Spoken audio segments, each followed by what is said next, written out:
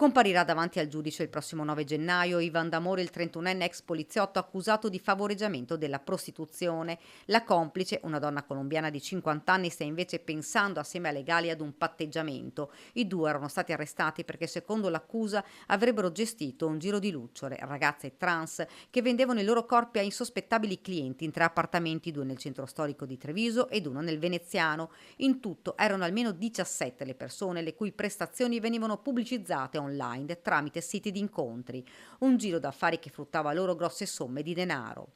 Per il 31enne residente a Preganziol erano scattate le manette nel corso di un'operazione condotta dalla squadra mobile di Treviso. Interrogato D'Amore aveva ammesso di sapere che le sue inquiline erano dedite alla prostituzione, ma aveva spiegato di avere chiesto e ottenuto le somme di denaro esclusivamente per il subaffitto delle case.